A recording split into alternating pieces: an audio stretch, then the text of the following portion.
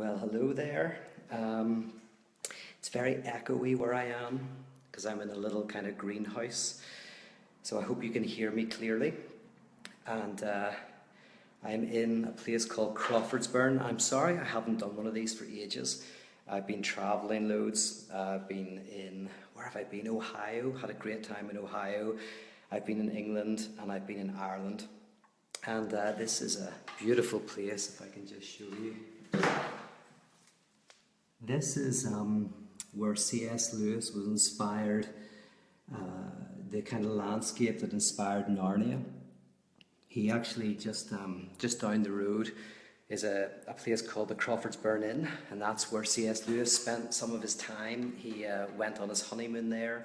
He would go for walks around the forest area, and I actually, in my Wake Festival, we had a day down here where we looked at C.S. Lewis, did a bit of critical engagement with his work. And so, yeah, it's a beautiful part of Northern Ireland.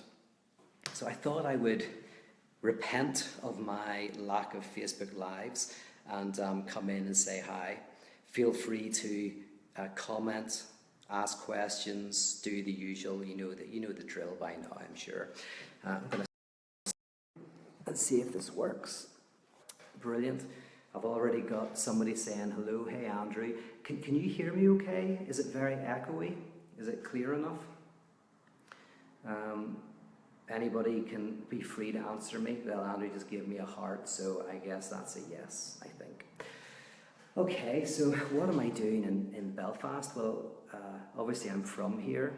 I'm doing some work in the Netherlands and in the UK, and then I'm taking lots of time out to hang around with my family and my friends. I love being home. I love LA, and actually usually if you go into Facebook Live, you will know that I love LA. I'm usually in my dressing gown doing this in the morning, but we're in the afternoon here, so no dressing gown for you today. I've just been spending 2 wonderful weeks just back home. Beautiful weather, beautiful landscape. It's been fantastic. I've been planning my Wake Festival. That's one of the reasons why I'm back. Most of you will know that I run this little festival once a year with 50 people from all over the world, mostly from the US and Canada, but from all over. And we spend 5 days together in Belfast. And we combine talks, music, art, whiskey tasting, pub crawls, and just enjoying each other's company, good coffee, and we explore radical theology, parotheology, and it's called Wake because a wake is an Irish ritual, which is kind of like a party that you have after the death of someone. You kind of like, you drink, you say cheers to the person who's gone, you mourn, but it's also a place of joy. It's a mourning and joy, and it's a letting go of something, bringing something of the dead person with you, but also moving into something else. And so Wake is really where people let something die in their lives. Often it's an old form of religion, maybe an old form of belief, and Wake is kind of a ritual that is about, letting that go and then entering into something new. So I've been back looking at kind of the contributors, the artists, the musicians that we're going to have.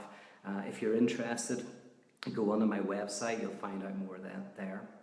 I've also been working on my trip to Australia and New Zealand, which is coming up next in about 2 weeks.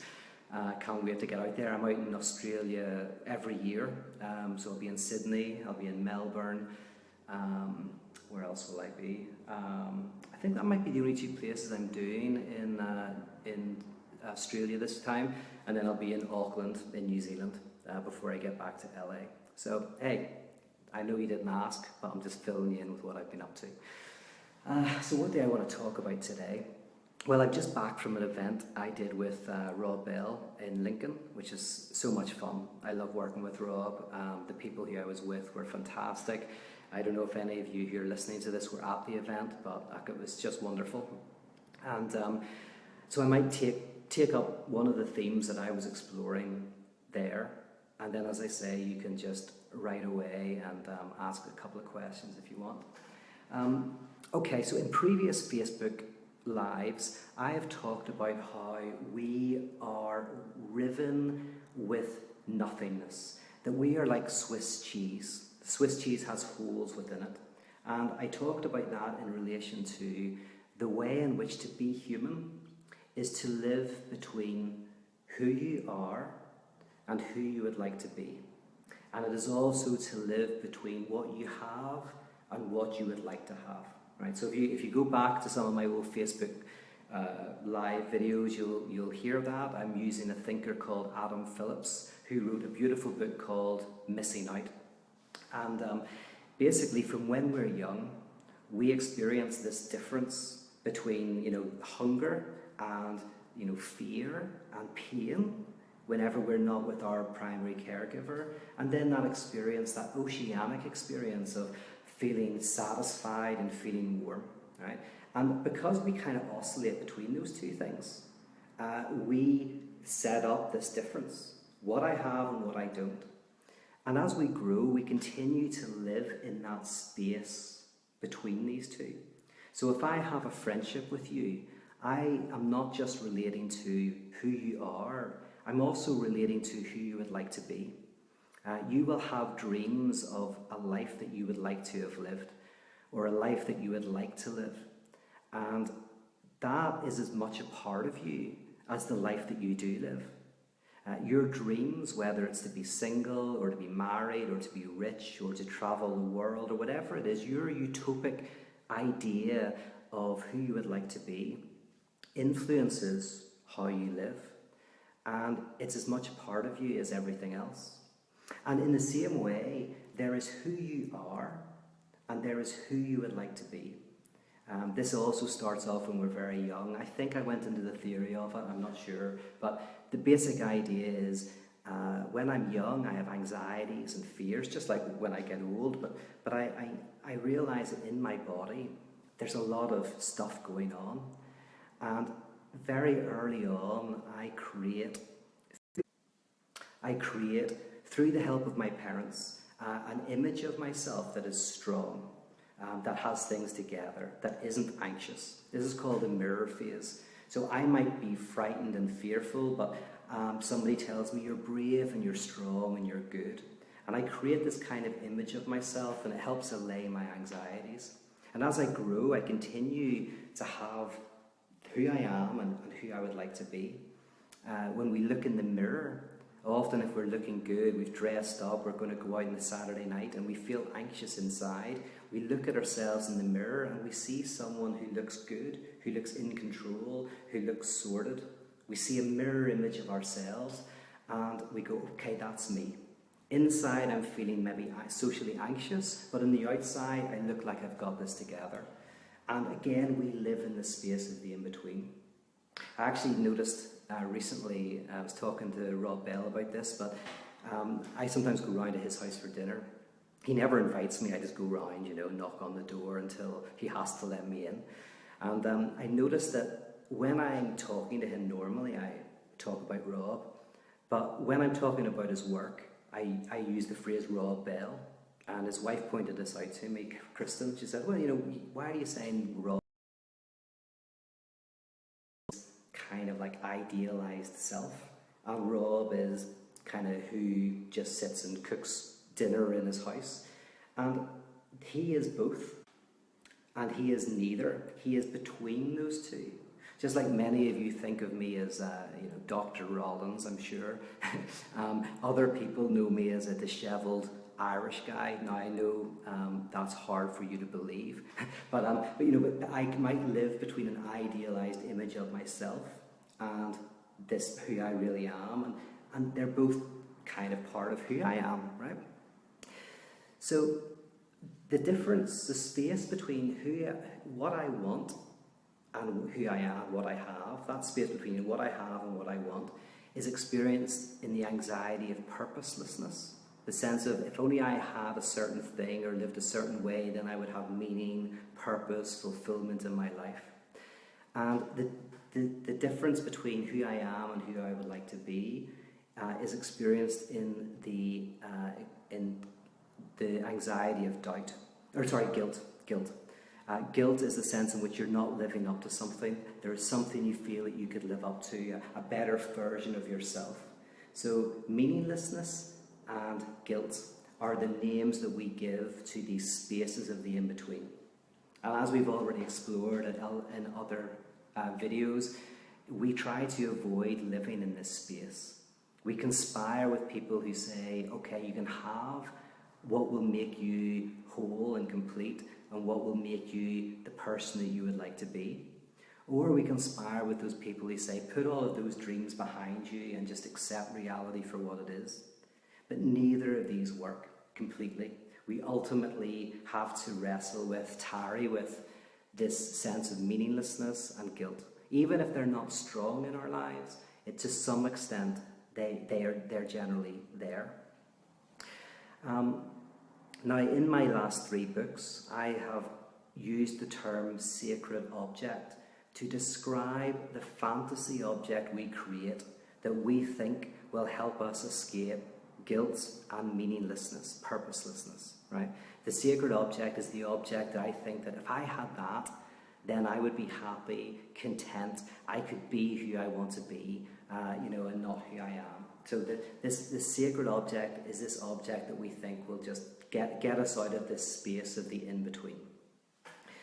Now, there's 3 things about the sacred object, interestingly. The sacred object for us exists, is sublime, and is meaningful, right? So first one, it exists. To exist is to stand out, something you can touch, taste, or see. The sacred object that promises us fulfillment is something that exists until we get it, and then we realize it doesn't. Whatever the sacred object is, we realize it doesn't exist, but we think it exists until we get it, and it doesn't. Secondly, it is sublime and beautiful and wonderful. That's what it looks like to us until we get it, and then we realize it isn't. And then finally, it is meaningful. We think, oh, this will provide meaning in my life if I get it. But once you get the new BMW, the new mansion, the new relationship, the new X, Y, or Z, you realize it doesn't provide that lasting meaning in your life. That's the sacred object. The alternative is what I call the sacred as the depth dimension in objects. Right? And that can be described very differently. The sacred as a depth dimension in objects. If you think about it like love. Love is different from the idol because love doesn't exist. To exist means to stand out, something you can touch, taste, see, or feel. But you can't taste or touch or see or feel love. Love does not exist. But love calls everything into existence. When you love someone, you see them not as a mere object, a mere thing, but you see them as a subject. You see hundreds of people every day, but only as things. But if you see someone you love in the street, they stand out from the background as a subject. They exist for you in a way that other people don't. A friend of mine actually was on a train to New York, and she forgot her ticket, and she didn't have any money. And when the conductor asked her for the ticket, like a big guy, she said, listen, I'm really sorry, I don't have a ticket, don't have any money. She obviously looked like distressed, and so he said, oh, don't worry about it, don't worry about it. And they eventually got talking, when he came back. They sat down, they showed pictures of each other's kids, talked about their family life. And at the end she said, listen, thanks for letting me off with the ticket thing. And he said, it's okay, he says, it's just lovely to be seen. It's just lovely to be seen. Now, of course, the conductor is seen by thousands of people every day, but he felt that he was seen as a subject in that communication with her. Secondly, love is not sublime. You don't look at love and go, that is beautiful. Love is what says that which is in front of you is sublime. That child, that man, that woman, that cause, that's sublime. And finally, love is not meaningful. Love is what brings meaning into your world. If you believe the world is meaningful in an intellectual way, that there's ultimate meaning behind everything, but you do not love, you cannot help but experience the world as meaningless. And vice versa, if you think the universe is meaningless but you love, you cannot help but experience it as profoundly meaningful. To love is to experience meaning in the world. Now, of course, the interesting thing about this is the moment that you forget about love and engage in love is the moment when it seems like the most grounded, eminently existing thing in the whole universe. It's like that which grounds all existence. So the sacred object exists until you get it and you realize it doesn't. Love doesn't exist until you let it go and engage in love. And then in that, you feel it is that which grounds all of existence. It is the most eminently existing of all things. So there's this really interesting difference.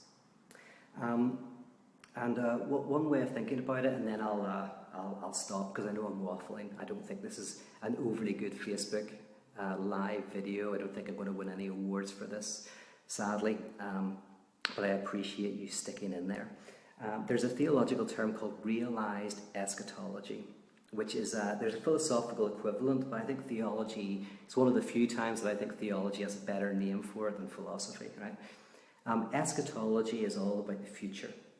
It's about what's going to come, what's happening, right? So think about it in terms of me saying you live in the gap as a society, as an individual, between, you know, who you are and who you'd like to be, between what you have and what you would like to have, right? The eschatological realm is the realm of, you know, the future where there is something wonderful, where you have what you want, where you are who you want to be, you know, the future kingdom, right? But the term realized eschatology means that the future is already here. The eschatology is here, it's realized, right? So what does that mean? It sounds bizarre, like the future is here, but yet it's future, it's not present. You think about it like love. When you love somebody, they are there in front of you. You love someone and they're right beside you. You're lying in bed with them, right? But there's still something about them that is to come. Something that you don't know. Some part of them that is still to arrive, that is still to be understood and known. Because they are a universe. They're like the TARDIS in Doctor Who. This tiny box that it opens up into an infinite world. The people we love are these fragile frames that open up into interior worlds that are infinite. They are a mystery to us and they are a mystery unto themselves. They are both there in the present, and yet there is something still to arrive, something still unknown about them. Right? The same with freedom or democracy or any of these ideas. There's a certain sense in which democracy is here, but all democracies, as the philosopher Derrida would say, are still to come. Democracy is still to arrive. We have it, and yet what we have is not really it. It's a promise of something to come, both now and not yet, both here and not yet here. So theologically speaking, I would say that we as human beings kind of live in a type of realized eschatology at our best. Instead of trying to go, the future, I want to make a utopia and that will be great, right? When you get your utopia, it's not that great. Or giving up your dreams and going, okay, yeah, I'll just do life as it is and forget about any improvement of my life, who I am, or any of that. The idea of realized eschatology is that you are inspired by some future that is felt in the present. You embrace the present, you love the present, yet there is something in it that is calling you to something better and something more. But it never ends. You never get it. It's not some kind of like, oh, after 10 years or 20 years, then I'll have it. It's this eternal eschatology that is realized in the present.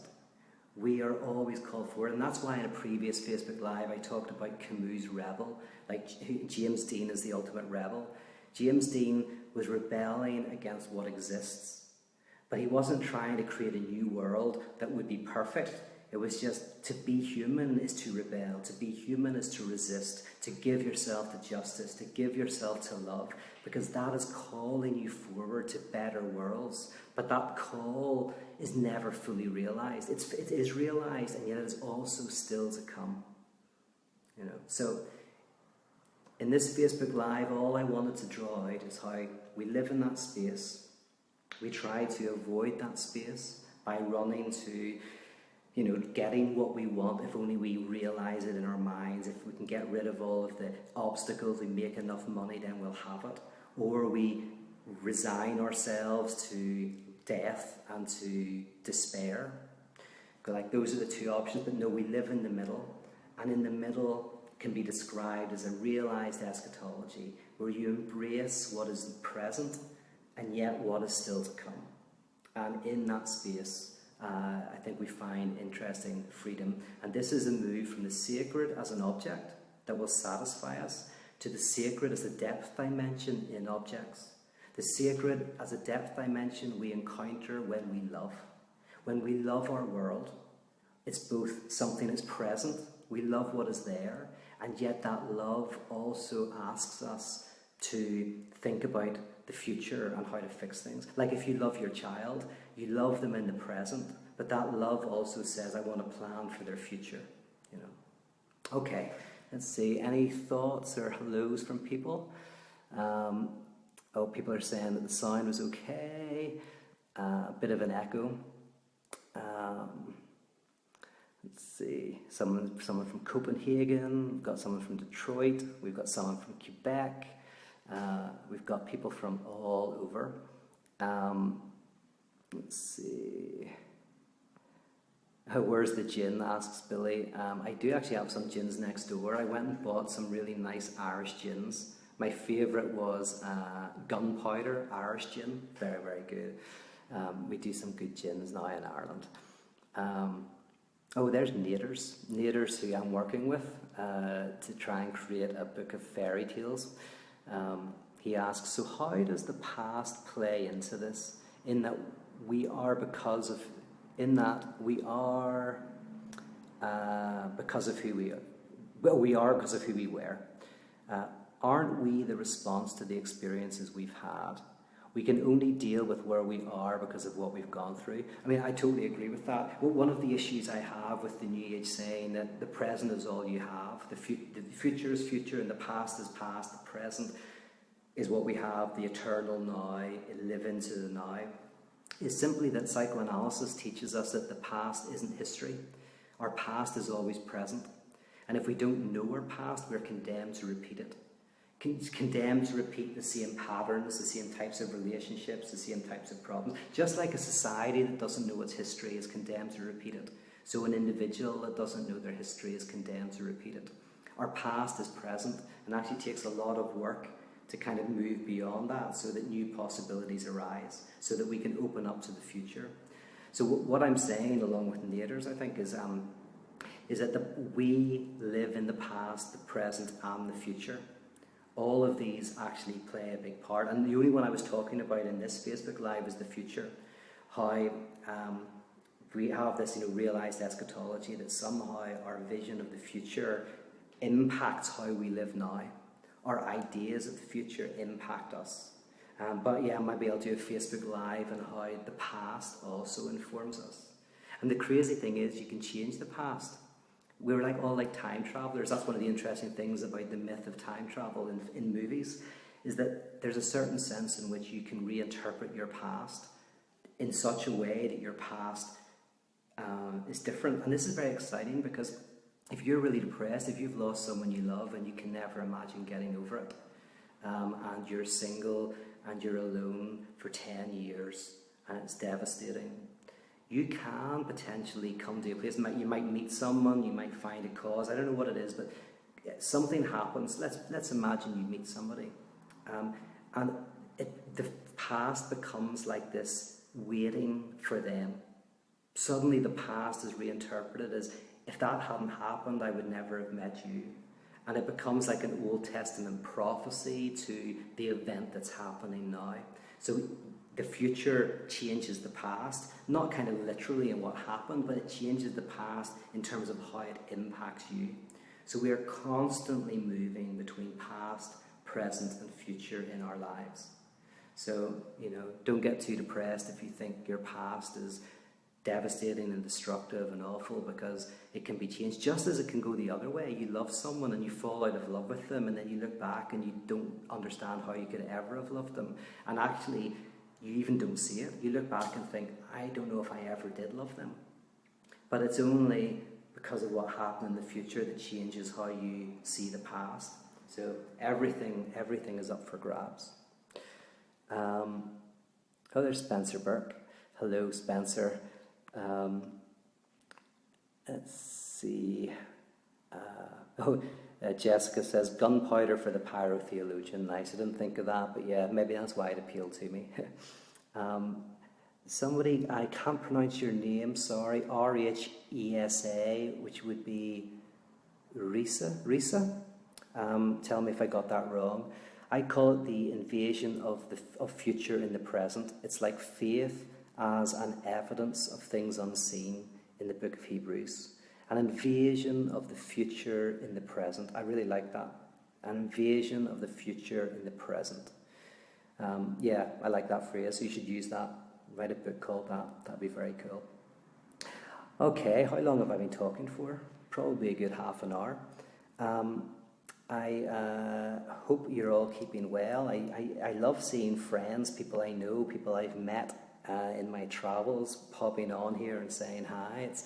I really feel like I'm kind of in the room with you. It's very weird, this live experience. I'm basically using my mobile phone. This is the Rollins Industrial Complex, is my iPhone and a Facebook app. This is not exactly a multi-million-dollar enterprise, and I love it. It's incredible. I hope some of you will be at some of the events that I'm doing. I'm doing lots of free events as well. Just go onto my website, and I hope I can coax at least a few of you to come to my next Wake Festival. This will be the 5th year. We've been sold out the last few years, so I kind of imagine we'll be the same this year. So if ever you wanted to go to Ireland and spend a few days just hanging out, check that out. Anyway, thank you so much.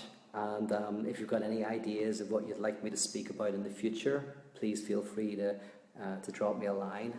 I'm just going to finish by showing you one more time the beauty that is Crawfordsburn and the land of C.S. Lewis. Imagine why he was inspired by this. It's absolutely stunning. Okay, goodbye.